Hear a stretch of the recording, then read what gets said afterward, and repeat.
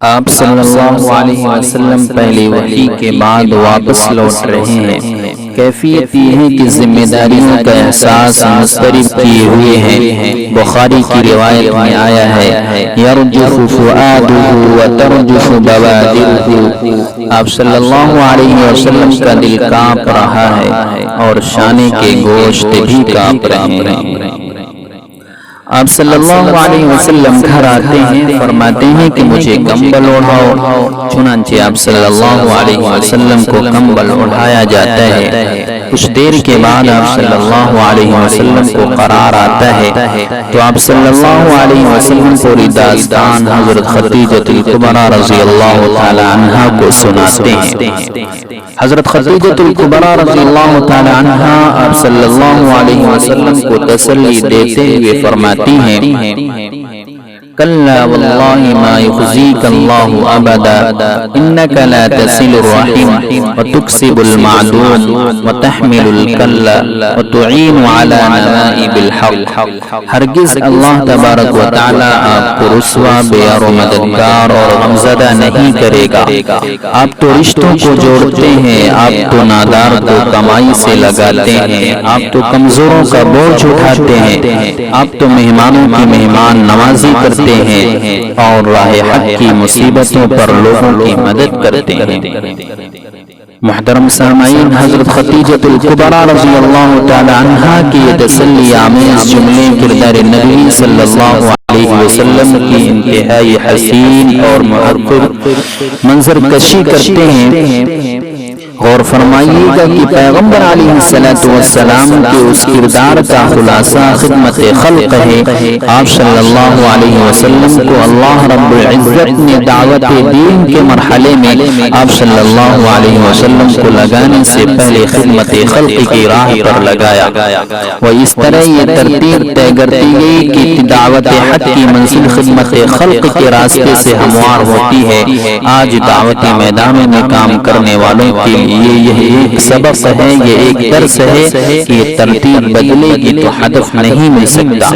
یہ پیغمبر علیہ السلام کے اخلاق و کردار کا واضح نقشہ تھا، گویا یہ ایک پیغام تھا جو آئندہ دین کے حامل امت کو دیا جا رہا تھا، اور ساتھ ساتھ یہ ضمانت بھی دی جا رہی تھی کہ جو قوم، جو افراد، جو معاشرے اس کردار کے سانچے میں ڈھل جائیں گے کبھی بے عزت و رسوا اور بےار و مددگار نہیں ہوں گے، بلکہ کامیابی قدم چومے گی اور اللہ کی مدد شامل حال رہے گی۔ حضرت خدیجہ الکبریٰ رضی اللہ تعالی عنہا آپ صلی اللہ علیہ وسلم کو لے کر اپنے چچا ورقہ بن نوفل کے پاس لے جاتی ہیں۔ ورقہ زمانے جاہلیت میں عیسائی ہو گئے تھے، وہ بہت سی زبانیں جانتے تھے، یہاں تک کہ انجیل کا عربی میں ترجمہ کیا کرتے تھے۔ وہ شرک کے ماحول میں وہ توحید کے راستے پر گامزن تھے۔ حضرت خدیجہ الکبریٰ رضی اللہ تعالی عنہا آپ صلی اللہ علیہ وسلم کو ورقہ بن نوفل کے پاس لے جاتی ہیں تو آپ صلی اللہ علیہ وسلم اپنی پوری داستان ورقہ کو سناتے ہیں تو ورقہ اچھل پڑتا ہے اور بولتا ہے هذا الناس الذي نزل الله على موسى يا ليتني فيها جزعا يا ليتني اكون حيا اذ يخرجك قومك۔ اے محمد صلی اللہ علیہ وسلم، آپ کے پاس آنے والا یہ وہی فرشتہ ہے جسے اللہ تبارک و تعالی نے حضرت موسیٰ علیہ السلام کے پاس بھیجا تھا۔ اے کاش میں آپ کی دعوت کے ایام میں طاقتور ہوتا، اے کاش میں اس وقت زندہ رہتا اور آپ کی مدد کرتا جب آپ کی قوم آپ کو مکہ سے نکالے گی۔ اس پر آپ صلی اللہ علیہ وسلم نے تعجب سے پوچھا تھا کیا مکہ والے مجھے نکال دیں گے؟ ورقہ نے کہا تھا نعم، ہاں تمہیں ہجرت پر مجبور ہونا پڑے گا۔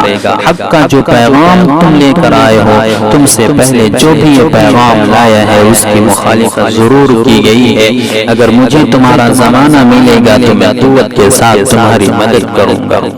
محترم حضرات، ورقہ نے نبوت محمدی صلی اللہ علیہ وسلم کی تصدیق سب سے پہلے کی۔ امت میں قبول اسلام کا اعزاز سب سے پہلے حضرت خدیجہ الکبریٰ رضی اللہ تعالی عنہا کو حاصل ہوا ہے۔ یہ بھی آپ صلی اللہ علیہ وسلم کی عظمت و کمال کا ایک روشن ثبوت ہے کہ سب سے پہلے آپ صلی اللہ علیہ وسلم کی حقانیت و رسالت کا اقرار آپ صلی اللہ علیہ وسلم کی شریک حیات نے کیا ہے، اور آزاد مردوں میں سب سے پہلے حضرت ابو بکر صدیق رضی اللہ تعالی عنہ ہیں، اور غلاموں میں سب سے پہلے حضرت زید بن حارثہ رضی اللہ تعالی عنہ ہیں، اور بچوں میں سب سے پہلے حضرت علی بن ابی طالب کرم اللہ وجہ ہیں۔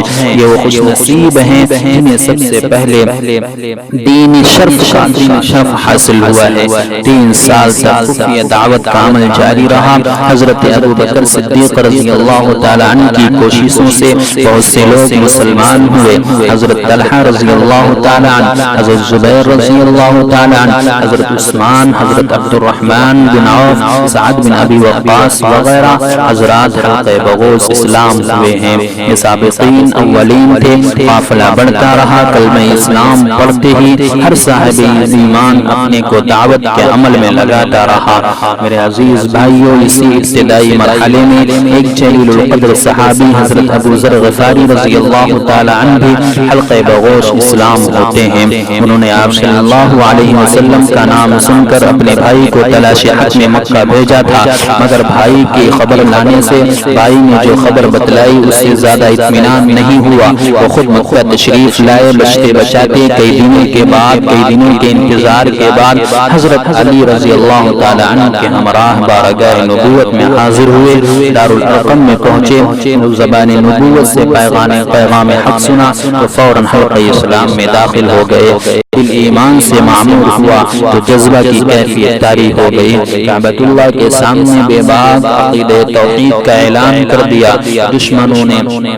دشمنوں کا پورا مجمع آپ کے اوپر، حضرت ابو ذر غفاری رضی اللہ تعالی عنہ کے اوپر ٹوٹ پڑا۔ وہ پٹتے رہے اور توحید کی صدا بلند کرتے رہے۔ حضرت عباس رضی اللہ تعالی عنہ نے ان کو بچایا۔ دوسرے دن بھی یہی منظر سامنے آیا، تیسرا دن آیا تو بھی یہی منظر سامنے آیا۔ پھر حضور اکرم صلی اللہ علیہ وسلم نے حضرت ابو ذر غفاری رضی اللہ تعالی عنہ کو حکم دیا کہ آپ اپنے وطن تشریف لے جائیں۔ اسی دور میں یہ بھی واقعہ پیش آیا تھا کہ آپ صلی اللہ علیہ وسلم کو مکہ، آپ صلی اللہ علیہ وسلم کو حرم میں نماز ادا کرتے ہوئے دیکھ کر ابو جہل آپ صلی اللہ علیہ وسلم کی طرف بڑھتا ہے تاکہ آپ صلی اللہ علیہ وسلم کی گردن پر پیر رکھ دے، مگر اچانک لوگوں نے کیا دیکھا، وہ پیچھے ہٹ رہا ہے اور اس پر خوف طاری ہے۔ پوچھا گیا کیا ہوا؟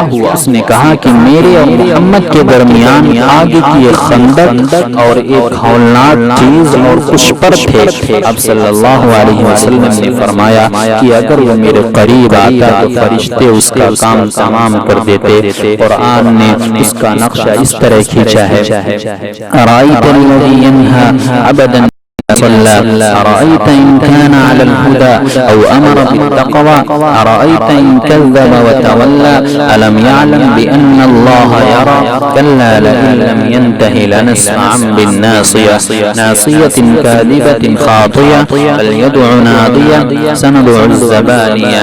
بھلا تم اس شخص کو بھی دیکھا ہے جو ایک بندہ کو منع کرتا ہے جب وہ نماز پڑھتا ہے؟ بھلا بتاؤ کہ اگر وہ نماز پڑھنے والا ہدایت پر ہو یا تقوی کا حکم دیتا ہو تو کیا اسے روکنا گمراہی نہیں؟ بھلا بتاؤ کہ اگر وہ روکنے والا حق کو جھٹلاتا ہو اور منہ موڑتا ہو کیا اسے یہ معلوم نہیں کہ اللہ دیکھ رہا ہے؟ خبردار اگر وہ باز نہ آیا تو ہم اسے پیشانی کے بال پکڑ کے گھسیٹیں گے۔ وہ اس طرح اس پیشانی کے بال جو ٹوٹی ہے گنہگار ہے، اب وہ بلا لے اپنی مجلس والوں کو، ہم دوزخ کے فرشتوں کو بلائیں گے۔ محترم سامعین، پہلی وحی کے بعد ایک مدت تک دوسری کوئی وحی نازل نہیں ہوئی۔ یہ انقطاع، یہ وحی کا رکنا، یہ وحی کا بند ہو جانا ایک تو اگلی وحی کا شوق پیدا کرنے کے لیے تھا، دوسرے پہلی وحی میں غور و فکر کے لیے تھا، تیسرے قوت برداشت پیدا کرنے کے لیے تھا۔ راجح قول کے مطابق یہ انقطاع، یہ وحی کا بند ہو جانا، یہ وحی کا رکنا 2.5 سے 3 سال کے درمیان تک کا رہا۔ اس انقطاع کی وجہ سے آپ صلی اللہ علیہ وسلم وحی رک جانے کی وجہ سے، وحی کے بند ہو جانے کی وجہ سے آپ صلی اللہ علیہ وسلم کو بڑی فکر اور غم تھا۔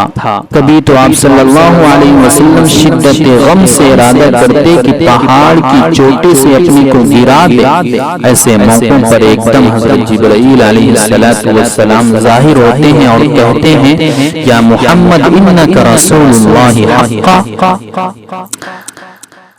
اے محمد صلی اللہ علیہ وسلم بلا شبہ آپ اللہ کے رسول برحق ہیں۔ پھر اس کے بعد دوسری وحی آئی۔ آپ صلی اللہ علیہ وسلم فرماتے ہیں کہ میں مقام بطن وادی میں چل رہا تھا کہ اچانک میں آسمان سے ایک آواز سنی۔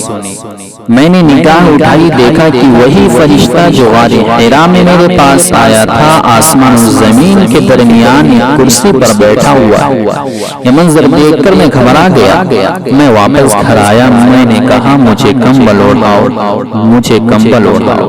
اس کے بعد اللہ نے یہ وحی بھیجی، یا ایھا المدثر قم فانذر وربک فکبر وثیابک فطہر والرجز فاہجر ولا تمنن تستکبر وَلِرَبِّكَ فَاصْبِرْ۔ اے کمبل میں لپٹنے والے اٹھیے، اللہ کے دشمنوں کو انجام بد سے ڈرائیے، اپنے پروردگار کی تعظیم کیجیے، اپنے کپڑوں کو پاک رکھیے اور کفر گناہ کی گندگی سے کنارہ کر لیجیے۔ کوئی احسان زیادہ وصول کرنے کی نیت سے نہ کیجیے، اپنے پروردگار کی خاطر صبر سے کام لیجیے۔